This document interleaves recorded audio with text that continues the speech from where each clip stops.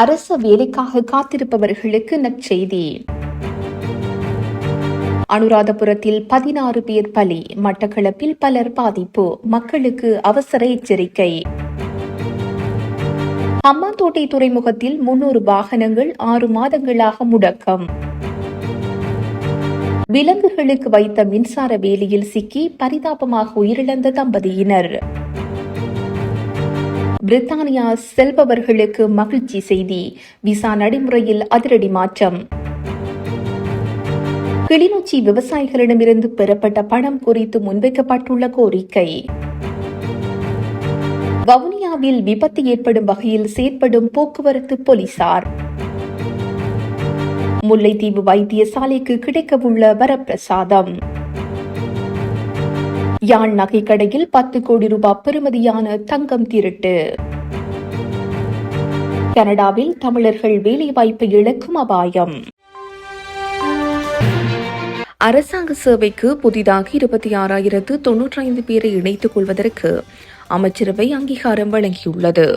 இதற்கமைய 23,344 ஆசிரியர்களும் இந்த ஆட்சேர்ப்பு நடவடிக்கைகளில் இணைத்துக் கொள்ளப்பட உள்ளதாக அமைச்சரவை பேச்சாளர் அமைச்சர் நலிந்த ஜேதிஸ் தெரிவித்துள்ளார். அத்துடன் பாடசாலை உபகரணங்களை பெற்றுக் கொள்வதற்காக பாடசாலை மாணவர்களுக்கு கொடுப்பனவு வழங்கும் திட்டத்தை 2026ஆம் ஆண்டிலிருந்து நடைமுறைப்படுத்துவதற்கு அமைச்சரவை அங்கீகாரம் வழங்கியுள்ளது.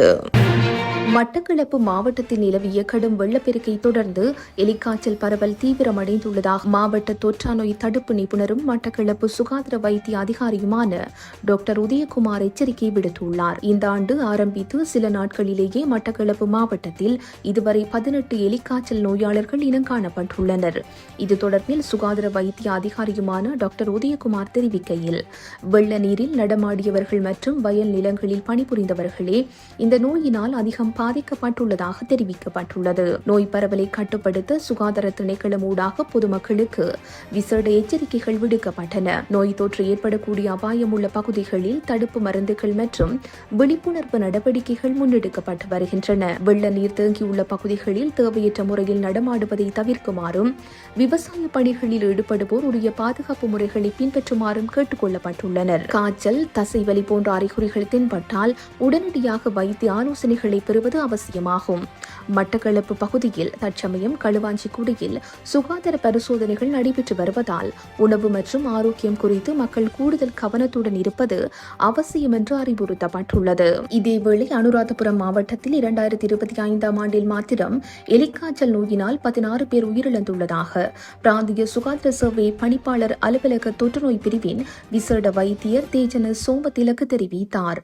அனுராதபுரம் மாவட்டத்தில் கடந்த ஆண்டில் 360 பேர் எலிக்காய்ச்சல் நோயினால் பாதிக்கப்பட்டுள்ளதாக சுகாதார சேவை தொற்றுநோய் பிரிவு தகவல்கள் மூலம் தெரியவந்துள்ளது.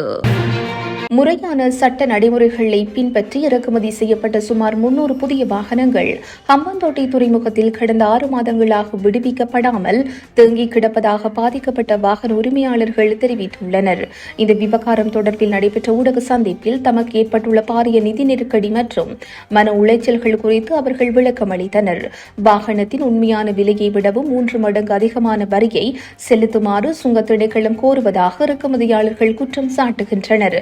சில வாகனங்களுக்கு 10 மில்லியன் ரூபாவுக்கும் அதிகமான வரி விதிக்கப்பட்டுள்ளது. வாகனங்கள் இலங்கைக்கு அனுப்பப்பட்ட பிறகு நடைமுறைப்படுத்தப்பட்ட புதிய வரி திருத்தங்கள் மற்றும் மேலதிக தண்டப்பணங்கள் காரணமாகவே இந்த சிக்கல் எழுந்துள்ளதாக அவர்கள் தெரிவித்துள்ளனர். பாதிக்கப்பட்டவர்கள் வாகன வியாபாரிகள் அல்ல, மாறாக தமது வாழ்நாள் சேமிப்பை பயன்படுத்தி குடும்ப தேவைக்காக எல்லை தாண்டிய கடன் கடிதங்கள் முறையின் கீழ் வாகனங்களை இறக்குமதி செய்த சாதாரண பொதுமக்கள் ஆவர். இதுகுறித்து கருத்து வெளியிட்ட சுங்க திணைக்கள பேச்சாளர் சந்தன புஞ்சிஹேவா, இந்த வாகனங்கள் தற்போது நீதிமன்றத்தில் நிலுவையில் உள்ள எல்லை தாண்டிய கடன் கடிதங்கள் தொடர்பான வழக்குடன் தொடர்புடையவை என்று தெரிவித்துள்ளார். தற்போது உரிமையாளர்களுக்கு 2 தெரிவுகள் வழங்கப்பட்டுள்ளன. சாதாரண வரியை செலுத்தி வாகனத்தை வீட்டுக்கு எடுத்து செல்லலாம். ஆனால் நீதிமன்ற வழக்கு முடியும் வரை மோட்டார் போக்குவரத்து திணைக்களத்தில் வாகனத்தை பதிவு செய்ய முடியாது. விதிமுறைகளை மீறியதற்கான தண்டப்பணத்தை செலுத்தி உடனடியாக வாகனத்தை பதிவு செய்து கொள்ளலாம் என தெரிவித்துள்ளார். சமீபத்திய சூறாவளி காரணமாக துறைமுகத்தில் உள்ள வாகனங்கள் சேதம் அடைந்திருக்கலாம் என்ற அச்சமும் நிலவுகிறது. நாங்கள் அனைத்து சட்டங்களையும் பின்பற்றினோம், ஆனால் இப்போது தண்டிக்கப்படுகின்றோம் என வேதனை தெரிவிக்கும் உரிமையாளர்கள் இவ்விடத்தில் ஜனாதிபதி அனுரகுமார திசாநாயக்க தலையிட்டு தமக்கு நீதி பெற்றுத் தர வேண்டும் என்றும் கோரிக்கை விடுத்துள்ளனர். கேகாலை வரக்காப்பொல ஹுணுவல பிரதேசத்தில் மின்சாரம் தாக்கியதில் கணவன் மனைவி இருவரும் உயிரிழந்துள்ளனர். வயல் நிலத்தை விலங்குகளிடமிருந்து பாதுகாப்பதற்காக அமைக்கப்பட்டிருந்த மின்சார கம்பியில் சிக்கிய இந்த அனர்த்தம் நேர்ந்துள்ளதாக போலீசாரின் ஆரம்பகட்ட விசாரணைகளில் தெரியவந்துள்ளது. இந்த சம்பவம் குறித்து மேலும் தெரிய வருவதாவது, ஹுணுவல துல்ஹிரிய பிரதேசத்தைச் சேர்ந்த 60 வயதான கணவரும் 58 வயதான மனைவியுமே இவ்வாறு உயிரிழந்துள்ளனர். இந்த சட்டவிரோத மின்சார இணைப்பை ஏற்படுத்திய குற்றச்சாட்டில் அதே பிரதேசத்தைச் சேர்ந்த 34 வயதான நபர் ஒருவரை போலீசார் கைது செய்துள்ளனர். பிரித்தானியாவுக்கு பயணம் செய்ய திட்டமிடுபவர்களுக்கு அந்த நாட்டு அரசாங்கம் மிக முக்கியமான அறிவிப்பு ஒன்றை வெளியிட்டுள்ளது. குடிவரவு நடைமுறைகளை எளிமைப்படுத்தும் நோக்கில் பாரம்பரிய விசா ஸ்டிக்கர் முறையை நீக்கி முழுமையான டிஜிட்டல் மயமாக்கப்பட்ட இ விசா முறைமை அறிமுகப்படுத்தியுள்ளது. பிரித்தானியாவின் விசா மற்றும் குடிவரவு திணைக்களம் தனது சேவைகளை முழுமையாக டிஜிட்டல் மயமாக்கும் நடவடிக்கைகளை தீவிரப்படுத்தியுள்ளது. இதன் மூலம் கடவுச்சீட்டில் ஒட்டப்படும் காகித வடிவிலான விசா ஸ்டிக்கர்களுக்கு பதிலாக ஒருவரின் அடையாளத்தை குடிவரவு நிலையையும் உறுதிப்படுத்த மின்னணு முறையிலான இ விசா பயன்படுத்தப்படும். இந்த புதிய மாற்றமானது தற்போது ஒரு இடைக்கால கட்டத்தில் உள்ளது. 2026 ஜனவரி 12 முதல் விசா பெற்ற பலருக்கு பாதுகாப்பு கருதி இ விசா மற்றும் விசா ஸ்டிக்கர் ஆகிய இரண்டுமே வழங்கப்பட்டு வருகின்றது. 2026 ஆண்டின் பிற்பகுதியில் விசா ஸ்டிக்கர்கள் வழங்கப்படும் நடைமுறையை முழுமையாக நிறுத்த பிரித்தானிய குடிவரவு திணைக்களம் முடிவு செய்துள்ளது. இந்த டிஜிட்டல் முறை அறிமுகமாவதன் மூலம் விசா ஆவணங்கள் தொலைந்து போவது அல்லது சேதமடைவது போன்ற சிக்கல்கள் தவிர்க்கப்படும். பயணிகள் தங்களது குடிவரவு விவரங்களை இணையதளம் வாயிலாகவே பாதுகாப்பாக சரிபார்க்க முடியும். பிரித்தானியாவின் இந்த அதிரடி மாற்றமானது சர்வதேச பயணிகளின் எல்லை கட்டுப்பாட்டு சோதனைகளை வேகப்படுத்தவும் போலியான ஆவண பயன்பாடுகளை தடுக்கவும் உதவும் என்று எதிர்பார்க்கப்படுவதாக வெளிநாட்டு ஊடகங்கள் செய்தி வெளியிட்டுள்ளன. கிளிநொச்சி மாவட்டத்தில் கடந்த போகங்களில் விவசாய அமைப்புகளால் விவசாயிகளிடமிருந்து அறவிடப்பட்ட பெருந்தொகையான நிதி முறைகேடாக கையாளப்பட்டுள்ளதாக முறைப்பாடு அளிக்கப்பட்டுள்ளது. இது தொடர்பில் நிதி குற்றவியல் விசாரணை பிரிவு மற்றும் போலீஸ் தலைமையகம் ஆகியவற்றில் விவசாயிகள் சார்பாக முறைப்பாடு அளிக்கப்பட்டுள்ளது. கிளிநொச்சி மாவட்டத்தின் கண்டாவளி கமநல சேவை நிலையத்தின் கீழ் உள்ள புலிங்கத்தேவன் முறைப்பு கமக்காரர் அமைப்பு, கிளிநொச்சி கமநல சேவை நிலையத்தின் கீழ் உள்ள மகிழங்காடு கமக்காரர் அமைப்பு, இரணிமடு கமக்கார அமைப்புகளின் சம்மேளனம் ஆகியவற்றால் ஊழல் முறைகேடுகள் மேற்கொள்ளப்பட்டதாக குறித்த முறைப்பாட்டில் தெரிவிக்கப்பட்டுள்ளது. கடந்த 2023 ஆண்டு முதல் மாவட்ட செயலகம், வடக்கு மாகாண சபை ஆகியவற்றுக்கு முறைப்பாடுகளை செய்தும் உரிய விசாரணை முன்னெடுக்கப்படாத நிலை காணப்பட்டுள்ளது. இந்நிலையில் குறித்த அமைப்புகளால் விவசாயிகளிடமிருந்து காலபோகம் சிறுபோகத்தில் விவசாயிகளிடமிருந்து பெற்றுக் கொள்ளப்பட்ட பல கோடி ரூபாய் நிதியானது முறைகேடாக பயன்படுத்தப்பட்டதாக கூறப்படுகிறது. இது தொடர்பிலும் தனிநபர்கள் தீர்மானங்களின்றி நிதிகளை கையாண்டமை என்ற அடிப்படையில் நிதி குற்ற விசாரணை பிரிவு மற்றும் கொழும்பு போலீஸ் தலைமையகம் ஆகியவற்றில் முறைப்பாடு செய்யப்பட்டுள்ளது. அதே நேரம் கடந்த வாரம் குறித்த அமைப்புகளினுடைய நடவடிக்கை தொடர்பில் தேசிய கணக்காய்வு திணைக்கள அதிகாரிகள் ஆரம்பகட்ட விசாரணைகளை மேற்கொண்டுள்ளனர். வவுனியா நீதிமன்றம் முன்பாக நீதிமன்ற நடவடிக்கைகளின் போது விபத்துகள் ஏற்படும் வகையில் போக்குவரத்து போலீசார் திடீர் சோதனைகளை மேற்கொண்டு வருவதாக பொதுமக்கள் குற்றம் சாட்டியுள்ளனர். வவுனியா நீதிமன்றம் முன்பாக கடமையில் நிற்கும் போக்குவரத்து போலீசார் நீதிமன்ற நடவடிக்கைக்காக பகுதியில் மக்கள் நடமாட்டம் அதிகம் உள்ள நிலையில் திடீரென வாகனங்களை மறைத்து சோதனை செய்து வருகின்றனர்.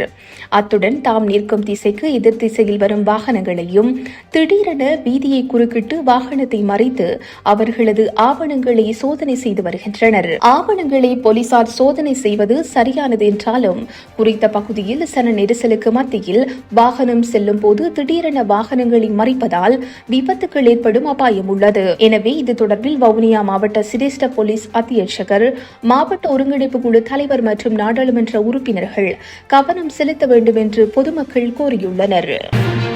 முல்லைத்தீவு மாவட்ட பொது மருத்துவமனையில் 5 மாடி மருத்துவ விடுதி தொகுதியை நிர்மாணிக்கும் கருத்திட்டத்தை நடைமுறைப்படுத்துவதற்காக இந்திய அரசுடன் புரிந்துணர்வு ஒப்பந்தத்தை மேற்கொள்ள அமைச்சரவை அங்கீகாரம் வழங்கியுள்ளது. முல்லைத்தீவு மாவட்டத்திலும் அதனை அண்டிய பிரதேசங்களிலும் மக்களுக்கு முல்லைத்தீவு மாவட்ட பொது மருத்துவமனை சுகாதார சிகிச்சைகளை வழங்கி வருகின்றது. குறித்த மருத்துவமனையில் சிகிச்சைகளை வழங்கும் 8 விசேட நிபுணத்துவ அலகுகள் காணப்படுவதுடன் மொத்தமாக 195 நோயாளர்களுக்கான கட்டில் வசதிகளுடன் கூடியதாக உள்ளது. நோயாளர்களுக்கான குறைந்த செலவுடன் உயரிய தர பண்பான சுகாதார சிகிச்சைகளை தொடர்ந்து வழங்குவதற்காக 3ஆம் நிலை சிகிச்சை நிறுவனமாக இயங்குகின்ற பிரதான மருத்துவமனையை மேம்படுத்துவதற்கு எடுக்கப்பட்டுள்ள படிமுறையின் கீழ் முல்லைத்தீவு மாவட்ட பொது மருத்துவமனையில் 5 மாடி மருத்துவ விடுதி தொகுதியை நிர்மாணிப்பதற்கு திட்டமிடப்பட்டுள்ளது. அதற்கு 600 மில்லியன் இலங்கை ரூபாய் நிதியுதவியை வழங்குவதற்கு இந்திய அரசு உடன்பாடு தெரிவித்துள்ளது. குறித்த நிதியுதவியை பயன்படுத்தி இக்கருத்திட்டத்தை நடைமுறைப்படுத்தவும் அதற்காக இந்திய அரசுடன் புரிந்துணர்வு ஒப்பந்தத்தை மேற்கொள்வதற்கும் சுகாதார மற்றும் வெகுசன ஊடக அமைச்சர் சமர்ப்பித்துள்ள யோசனைக்கு அமைச்சரவை அங்கீகாரம் வழங்கியுள்ளது.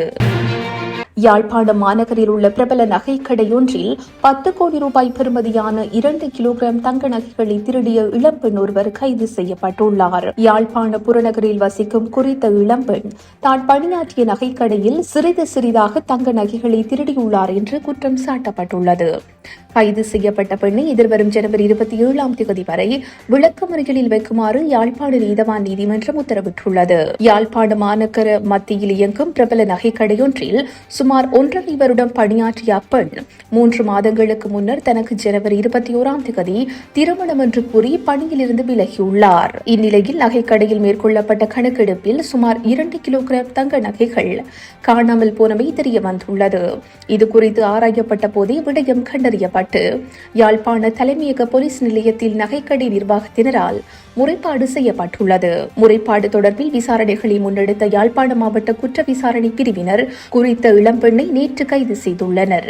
அவரிடம் முன்னெடுத்த விசாரணைகளில் திருடப்பட்ட நகைகளை அடகு வைத்தும் விற்பனை செய்தும் மீதியை நிலத்திற்கு அடியில் புதைத்து வைத்துள்ளதாகவும் அவர் வாக்குமூலம் அளித்துள்ளார். சான்று பொருட்களை மீட்கும் நடவடிக்கைகளை போலீசார் முன்னெடுத்துள்ளதுடன் இந்த சம்பவத்துடன் தொடர்புடைய ஏனையவர்களை கைது செய்யவும் நடவடிக்கை எடுத்துள்ளனர். கனடாவில் 2026ஆம் ஆண்டு மட்டும் 4000 வரையிலான உணவகங்கள் மூடப்படும் அபாயம் ஏற்பட்டுள்ளதால் தமிழர்கள் உட்பட பல வெளிநாட்டவர்களுக்கு பாதிப்பு ஏற்பட்டுள்ளது. சமகாலத்தில் பல உணவகங்கள் தங்கள் வர்த்தகத்தை முன்னோக்கி கொண்டு செல்வதில் பெரும் சிரமங்களை எதிர்கொண்டு வருகின்றன. ஊழியர்களுக்கான சம்பளம், காப்புறுதி மற்றும் வாடகை ஆகியவற்றுக்காக உணவக உரிமையாளர்கள் செலவழிக்கும் தொகை சடுதியாக அதிகரித்துள்ளது.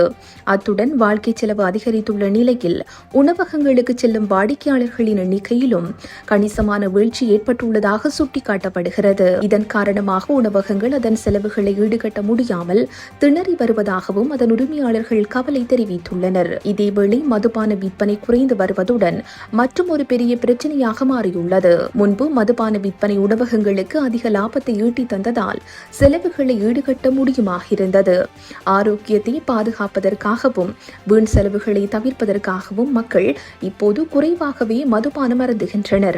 இதனால் உணவகங்கள் ஒரு முக்கியமான வருமான ஆதாரத்தை இழக்கின்றன. இந்நிலையில் உள்ளூர் சமூகங்களுக்கு தனித்துவமான உணவுகளை வழங்கும் சிறு உணவகங்கள் இவற்றால் அதிகமாக பாதிக்கப்படுகின்றன. இதன் காரணமாக பெருந்தொகையான உணவகங்கள் மூடப்பட உள்ளதால் பலர் வேலை வாய்ப்பினை இழக்க உள்ளனர். கனடா உள்ளிட்ட வெளிநாடுகளில் அதிகளவான தமிழர்கள் உணவகங்களில் பணியாற்றி வருகின்றமை குறிப்பிடத்தக்கது. இத்துடன் இன்றைய பிரதான செய்திகள் நிறைவு பெறுகின்றன. உச்சி மீது வானிடிந்து வீழுகின்ற போதிலும் அச்சமில்லை, அச்சமில்லை.